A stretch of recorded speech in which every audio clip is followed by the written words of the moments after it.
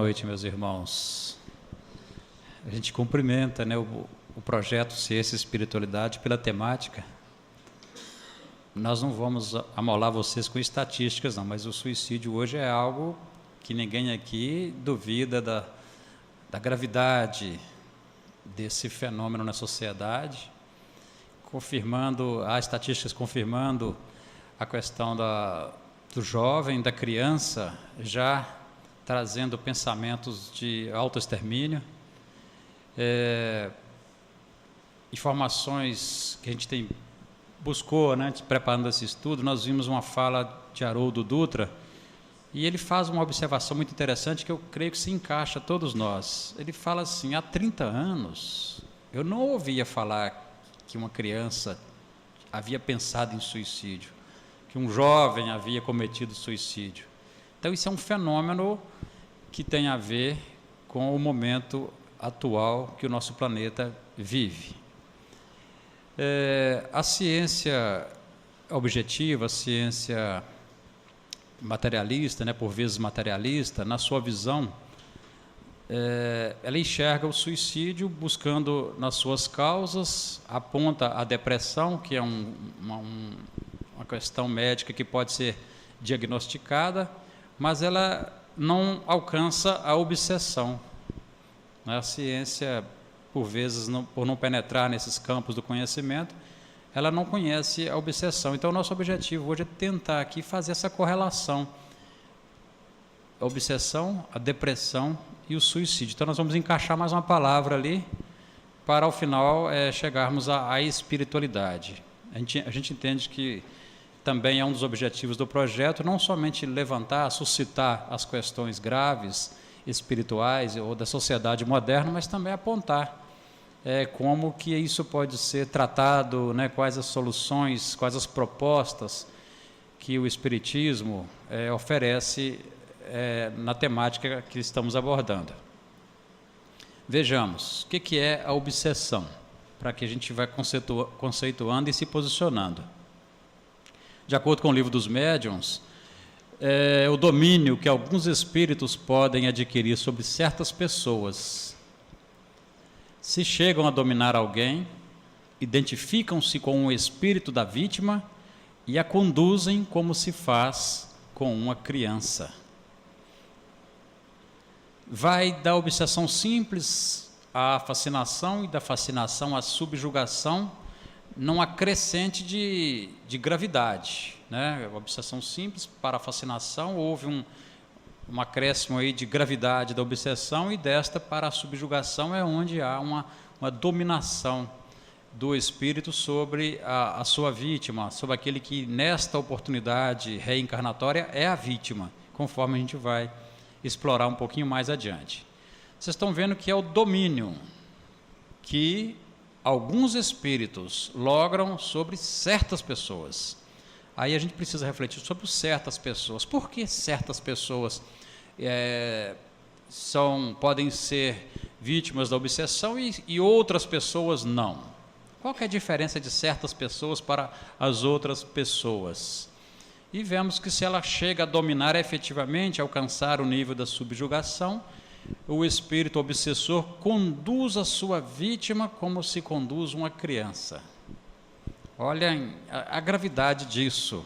Nós estamos falando então do ser encarnado se tornar dócil ao comando do espírito, a ponto de ser conduzido como é conduzida uma criança. Encontramos isso no Livro dos Médiuns.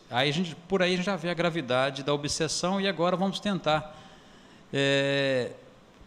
Vamos continuar na obsessão, conforme Divaldo Franco e o espírito Manuel Filomeno de Miranda, no livro Tormentos da Obsessão.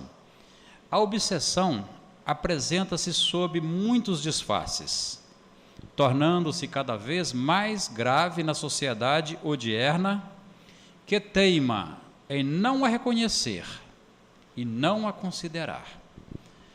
É um choque de retorno da ação infeliz perpetrada contra alguém que enlouqueceu de dor e de revolta, necessitando de tratamento adequado e urgente. Então, pelo segundo parágrafo do que está aí exposto, nós estamos vendo por que certas pessoas se tornam vulneráveis à ação de alguns espíritos. Vulnerável no sentido negativo, porque os espíritos superiores não obsidiam, eles intuem, orientam, eles não obsidiam. A obsessão é trabalho laborioso, meus irmãos, é trabalho de longo curso. Começa num processo de aproximação, de insinuação de ideias, de sugestões infelizes, todas no campo da negatividade. Passa também pela absorção dos fluidos vitais, da energia vital daquela pessoa que está sendo obsidiada. E já nesse sintoma nós já começaremos a identificar a depressão, porque caracteriza a depressão uma certa falta de ânimo, uma falta de disposição para enfrentar a própria existência, os problemas, as dificuldades.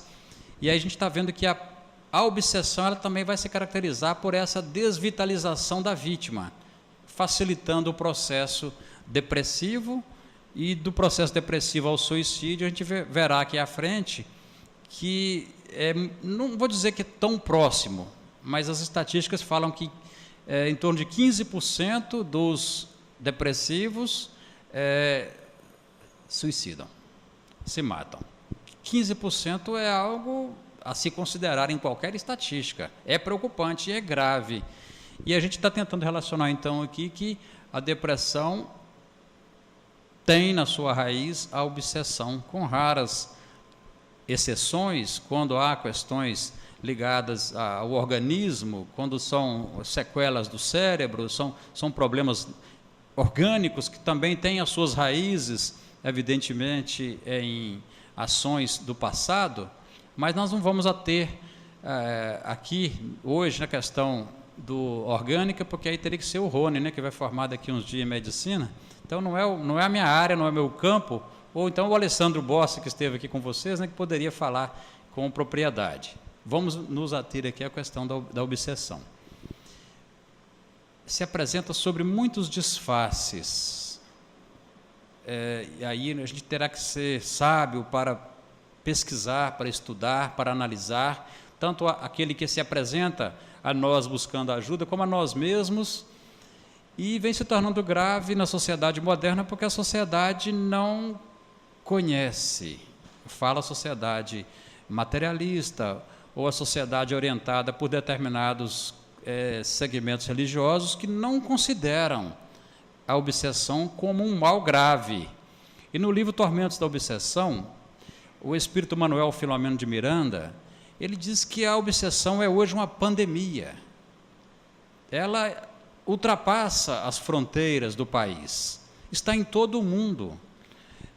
À volta do nosso planeta Terra, toda uma camada que nos envolve, formada de energia densa, energia pesada, resultado dos pensamentos em desalinho, da invigilância, das viciações, resultado desse comércio, é uma expressão que o benfeitor Emmanuel utiliza, entre o mundo físico e o mundo extrafísico, um comércio, uma troca de energias, uma troca de prazeres, e desse comércio redunda nessa energia densa que envolve o nosso planeta, e como somos antenas emissoras e receptoras também de pensamentos, captamos essas ondas de pensamento conforme a maneira com que nós disciplinamos ou não a nossa mente, conforme as nossas tendências, gostos, práticas, vícios. Aí a gente facilita ou não esse intercâmbio e esse comércio com o mundo espiritual inferior. Evidentemente que acima dessa energia densa que nos envolve, há a energia nobre dos espíritos bons, das emissões de ondas também saneadoras, equilibradas, dos anjos, dos bons espíritos, a nos protegerem. Não fosse isso, nós estaríamos em maus lençóis, principalmente em função dessa influenciação negativa. É necessário também a gente acrescentar que é um choque de retorno, porque ao se falar em obsessor, vem à nossa mente aquela ideia de afastar o obsessor, de expulsá-lo, como foi tratado ao longo dos tempos, nas tradições religiosas, aquela questão de expulsar o demônio, de afastá-lo. E a doutrina espírita vem trazer um conhecimento novo nessa área, mostrando que o obsessor e a vítima, eles se ligam do passado. Eles não são estranhos um ao outro. Então, na verdade, é um vingador de uma ação que nós perpetramos no passado. Dissemos também que a obsessão normalmente é uma ação de longo curso, é um processo demorado, assim como a terapêutica para a libertação da obsessão é também um processo de longo curso que requer uma aplicação, uma vontade, uma disciplina, um querer se ver livre daquela situação.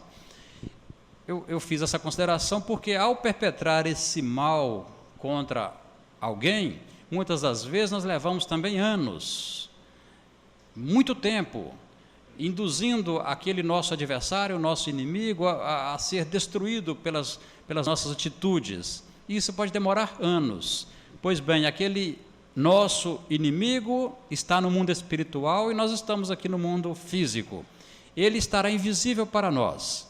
Ele poderá se aproximar e insinuar pensamentos, sugar energias, nos envolver na sua aura negativa e pesada num processo de vingança. Mas é uma ação, insisto nisso, que a gente precisa entender isso, que é um choque de retorno de uma ação infeliz que nós perpetramos. Então a gente não pode exatamente dizer esse é vítima e aquele é o algoz. Teremos que ter uma compreensão mais larga da existência, não enxergar apenas uma existência, mas enxergar a vida como uma linha contínua, onde nós temos momentos na vida física, momentos na vida espiritual, mas que é um todo, é uma linha só. A linha de cada existência é uma só linha. Então, o que está no nosso passado retorna ao nosso presente. Há processos de defesas espirituais, conforme a gente vai perceber, ainda porque Pedro disse que o amor cobre uma multidão de equívocos, de erros, desse passado infeliz. A atitude, a ação no bem, ela vai cobrir muito desse passado que nós, na ignorância, no desconhecimento do bem, ou por teimosia, fizemos. Vamos adiante, meus irmãos. No livro Ícaro Redimido, a gente está falando depressa, né, Vinícius? O tempo é curto, né? Então nós vamos rápido, depois no tempo aqui da discussão, quem sabe a gente possa discorrer um pouco mais.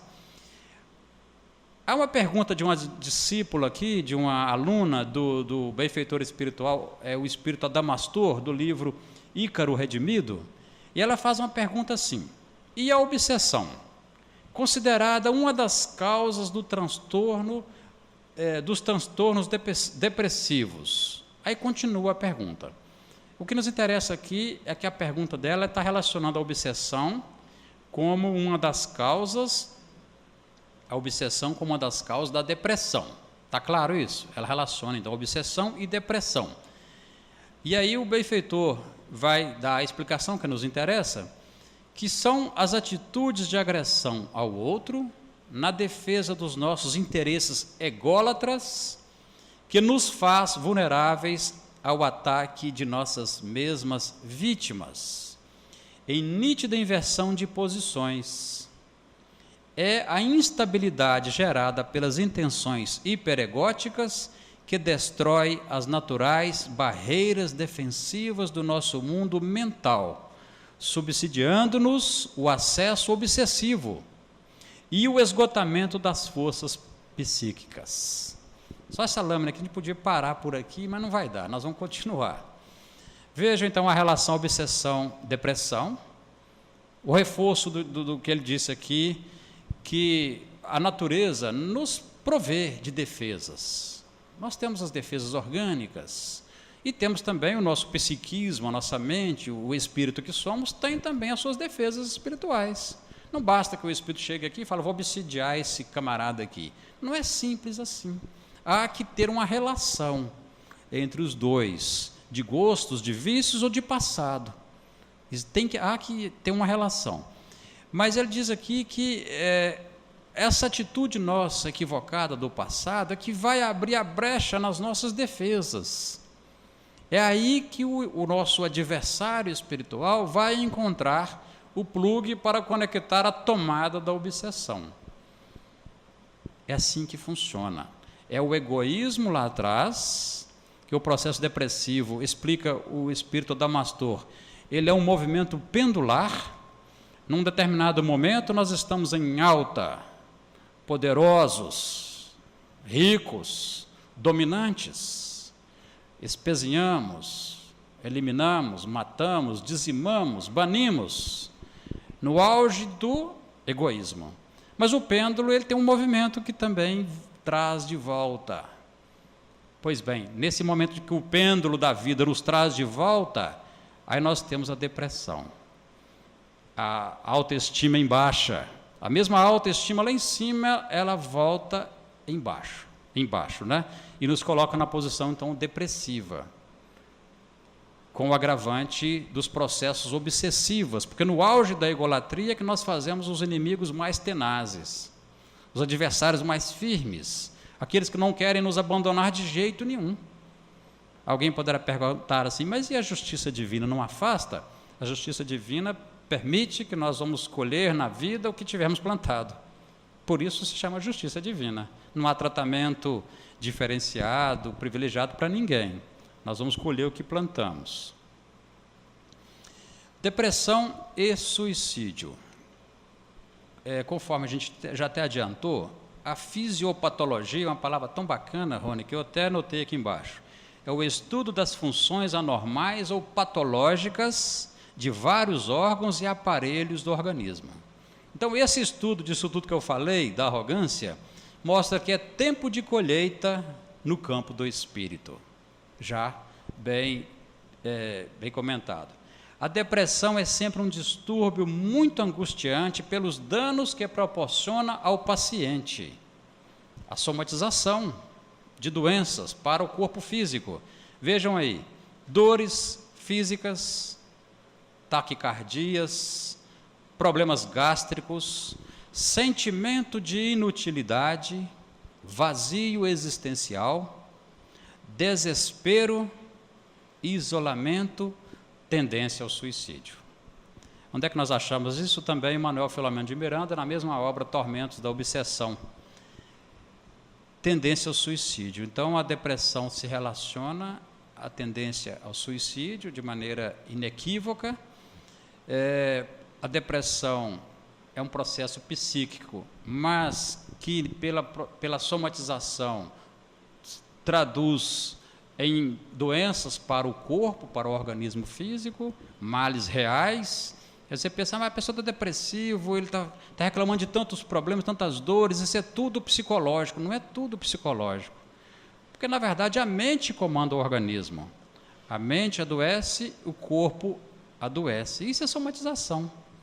Não falaram uma vez aqui mente sadia, corpo sadio? Então mente doente, numa correlação direta, mente doente, corpo adoecido. Tá? Não vou amolar vocês com dados estatísticos, conforme eu já falei aqui, outros também já devem ter apresentado estatísticas assim, mas só com relação à depressão, segundo a Organização Mundial de Saúde, em cada 100 casos, 15 cometem suicídio. É a terceira causa de morte relacionada entre pessoas de 15 a 44 anos. Veja que coisa interessante, depressão em pessoas de 15. Alguém fez uma referência no Ananeri recente de uma criança de 2 anos. Eu esqueci quem foi. Criança de 2 anos com depressão. Eu falei, puxa vida, eu ainda não tinha visto tão nova assim a criança, 2 anos e depressiva. Um caso concreto, porque o nosso temática é obsessão e suicídio, evidentemente passando pela depressão. Esse caso concreto a gente vivenciou na cidade de Teoflotone, ainda nos primeiros anos de doutrina espírita, quando a gente foi procurado por uma jovem, se chamava Juliana, a quem nós até emitimos nesse instante vibrações de paz. Ela nos procurou numa quarta-feira, no grupo espírita onde trabalhávamos. Haveria naquela quarta-feira uma reunião mediúnica, aí a presidente da casa houve por bem pedir que eu ficasse conversando com essa moça, dada a gravidade do assunto que ela nos trazia, e a reunião mediúnica aconteceu normalmente, eu fiquei fora dessa reunião. Conversamos com essa moça durante 1 hora, 1 hora e meia, mais ou menos. onde ela nos narrava uma determinação para o suicídio. Queria dar fim à sua própria existência, como realmente aconteceu, infelizmente. Mas eu me lembro, para o tema que nós estamos tratando aqui hoje, que ela me dizia que ouvia vozes insistentes e o tempo todo, insinuando a ela dar fim à própria existência. Vozes falavam ao ouvido dela: você não merece viver, você tem que morrer. E foi nessa obsessão que no outro dia de manhã, pelo rádio, eu ouvi falar de uma morte no bairro onde a gente trabalhava, e quando ouvi o nome, relacionei com o nome dessa moça, jovem ainda. Ela realmente se matou, num processo obsessivo grave, que certamente a havia conduzido a um processo depressivo muito grave, mas as vozes que ela ouvia eram vozes reais, num processo de vingança espiritual, de um crime grave que acaba acontecendo. Então, é um caso prático que nós vivenciamos. Certamente, não, nessa conversa de 1 hora e meia, não foi possível ajudá-la o suficiente. Talvez sementes plantadas possam germinar noutros tempos. A gente fica pensando hoje se não deveria e poderia ter feito muito mais por essa moça. Enfim, infelizmente, culminou nesse suicídio. Observemos então, meus irmãos, do processo obsessivo, observemos a irritação continuada, permanente, o desânimo, a ansiedade, a reiterado cometimento de faltas morais que nos trazem depois a consciência acusando, viciações de toda ordem, afastamento das pessoas que podem nos ajudar, distúrbios mentais, angústias, certas enfermidades do sistema nervoso, pensamentos recorrentes de culpa, depressão, pensamentos de fuga da vida, podem sinalizar sintomas de obsessão. Evidentemente que não isoladamente, ou não igual colocamos ali, ansiedade. Eu também sou ansioso, então, conforme o Hudson, eu estou obsidiado. Não é exatamente assim, é tudo na justa medida, na proporção. É claro que todos nós temos um padrão de ansiedade que é natural do ser. Não é isso? Eu falei com a Luciana de onde eu estou até suando. Eu vou falar daqui a pouco, mas é uma ansiedade natural de quem vai falar, né? Vai fazer uma palestra, uma temática, fazer uma prova do vestibular, do Enem, uma entrevista para um emprego, tem aquela ansiedade dosada. Mas tudo que extrapola, gente, o bom senso, o razoável, o que eu chamei de justa medida, haveremos de estar atentos. Essa questão ali do afastamento das pessoas que podem nos ajudar é resultado do processo obsessivo. O obsessor, na sua estratégia de dominação e de controle, ele induz aquela pessoa a não gostar de ficar perto de quem pode ajudar. Tem um caso na família de uma pessoa que eu gostaria muito de ajudar, tenho feito as orações e as preces, mas eu percebo esse fenômeno de afastamento. O obsessor cria essa energia de resistência a você, à noite, num processo de indução, no desdobramento pelo sono, e quando a pessoa desperta e ouve o seu nome, você fala, não estou querendo ver o Hudson hoje, e afasta. São medidas que o obsessor vai tomando, porque ele percebe que aquela pessoa pode capturar a sua vítima da sua dominação. Ou que ir na igreja, ou que ir no templo espírita, aonde for que possa ajudar, o obsessor tem interesse de manter a pessoa afastada, porque é mais fácil de dominar. É lógico que existe o tratamento que a medicina terrena propõe, que é tratamento interessante, principalmente para a depressão, remédios que são fortes, que a pessoa toma, e evidentemente cai na corrente sanguínea, no cérebro. O espírito também é contagiado pela dose do remédio, ele também entra num processo de adormecimento ou de letargia e dá um pouco de sossego ao depressivo. Mas o remédio que a medicina propõe é o remédio que ataca apenas a consequência. A causa permanece. Uma vez passado o efeito do remédio, nós temos de volta a situação, né, estaca zero, o obsessor retomando o seu domínio, porque o tratamento ele precisa ultrapassar o que a medicina propõe. Ele tem que ser tratado junto com a medicina, o tratamento espiritual, conforme nós veremos. Então, como tratar? Se a pessoa, o obsidiado, está satisfeito ou satisfeita na posição de desequilíbrio, então temos que esperar o término da sua cegueira, a redução da rebeldia ou o afastamento da ignorância que lhe oculta a compreensão da verdade. Aquele que não quer ser curado é porque está satisfeito. Então, aguardemos, o tempo vai providenciar a mudança. Agora, quando encontramos o enfermo interessado na própria cura, valendo-se dos nossos recursos para aplicá-los à edificação interna, então poderemos prever triunfos imediatos. É o doente que está disposto a se curar. Comentamos recentemente a atitude do Espírito Maria de Magdala, né, Maria Madalena, que conforme a orientação de Emmanuel, foi o espírito que mais cometeu violência contra si mesmo para adequar-se aos ensinos do Cristo. É até interessante, porque ele explica essa violência contra si mesmo, explica também quando Jesus fala que até João o Batista, o reino dos céus, tem sido tomado por violência. Que violência é essa? Que força é essa para tomar o reino dos céus? Evidentemente que não são forças humanas e nem físicas. São atitudes que a pessoa impõe a si mesma numa autodisciplina ferrenha que façam que a pessoa consiga, então, superar as probabilidades contra e caminhar a favor da sua cura.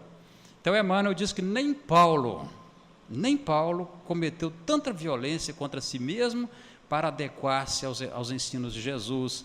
Lembrando que Maria de Magdala era obsidiada por vários espíritos, além de ter a sua conduta moral condenável. Então, quando o enfermo está interessado, a gente vai pode prever triunfos imediatos. Mas embaixo vem assim: como arrebentar de um instante para outro algemas seculares? Porque às vezes a gente vai vendo nas obras de André Luiz o cenário que eles encontram, o obsessor dominando a vítima, dominando às vezes uma mãe de família que tem filhos, e logo a gente é tomado até por um impulso assim: por que a espiritualidade não tira logo o obsessor dali e leva embora e põe na cadeia? Não é dessa maneira que se tratam os espíritos. São algemas seculares. O benfeitor que orienta André Luiz chega a falar: se você tirar o obsessor de uma vez só, é tanto enraizamento que ele consegue fazer na mente da sua vítima, que se você tirar de uma vez só, você pode enlouquecer a própria vítima. Não é esse o processo. Então, aí há que se fazer um tratamento de longo curso, mais demorado, e contando com a boa vontade do doente. Então, o doente que coopera em benefício próprio, na restauração das suas atividades mentais, regenerando-se à luz da vida renovada no Cristo, pode esperar o restabelecimento da saúde relativa do corpo terrestre. Vejam que o benfeitor Alexandre está trazendo uma situação de melhoria do próprio organismo, de afastamento das doenças do próprio corpo, mas ele fala de restabelecimento da saúde relativa, porque existem casos de obsessão que são tão agravados pela persistência, pelo tempo, que as sequelas deixadas no campo psicológico, no campo mental da vítima, não são resolvidas tão rapidamente assim. Então, em alguns casos alcança-se a cura relativa do corpo, em alguns outros casos isso vai prosseguir por mais tempo. Como tratar? Transformação íntima, né? Renovação de atitudes, o Evangelho no coração, na mente, o Evangelho vivido, a terapêutica que a Casa Espírita oferece do passe, da renovação pela água fluidificada, o trabalho ativo no bem, o auto-perdão, uma coragem e uma disposição em mudar, porque Deus age na vida daqueles que trabalham, que operam, mais do que na vida daqueles que apenas oram. Então são necessárias atitudes, disciplina e muita vontade para se ver livre da depressão e da obsessão. E para encerrar, eu trouxe aqui a passagem de Jesus, onde o mestre, após curar o paralítico que jazia ali próximo à piscina de Betesda, havia 38 anos, após a cura, Jesus manda que ele fosse ao templo e ali anunciasse o que lhe havia acontecido. Posteriormente, Jesus o encontra no templo e diz para ele essa frase que vai nos interessar refletir hoje. Eis que já estás são, já está andando, caminhando, etc. Não peques mais para que não te suceda coisa pior. O Mestre Jesus relaciona, então, o coisa pior que possa nos acontecer ao erro, ao equívoco, àquilo que fizermos conscientemente de mal, porque também aquilo que não tínhamos consciência, nós não seremos cobrados. Mas na proporção em que nós sabemos, conhecemos, aprendemos, a partir daí, uma atitude deliberada no mal, no crime, gera para nós o suceder coisa pior. Suceder coisa pior pode ser obsessão, pode ser depressão, pode ser o adoecimento do corpo, podem ser expiações dolorosas, podem ser provas difíceis de superarmos. Obsessão, depressão, ciência e espiritualidade, tudo se relaciona. E o futuro da humanidade vai se compreender que tudo está relacionado. Espiritualidade, ciência, depressão, obsessão, e que somos um ser único, constituído de energia, sensível, suscetível de adoecer, suscetível de curar-se por um processo que Jesus trouxe para nós todo o roteiro, todo o manual, e que se encontra nas mãos da humanidade. Muita paz para todos nós.